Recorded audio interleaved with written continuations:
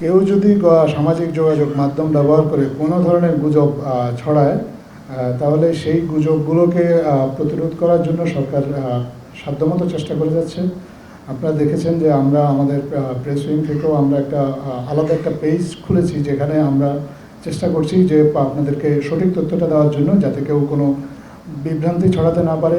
তাছাড়া independent fact checker যারা আছে তারাও তাদের মতো করে এ ধরনের গুজবগুলো প্রতিরোধ করার চেষ্টা করছেন। গতকালকে আমরা দেখেছি আমাদের নিউজ সম্পাদক উনি একটা পোস্ট দিয়েছেন, ওনার পোস্ট দিয়ে উনি ওনার পত্রিকাকে ঘিরে, ওনার পত্রিকাকে ব্যবহার করে একটা অপপ্রচার চালানোর চেষ্টা করা হয়েছিল।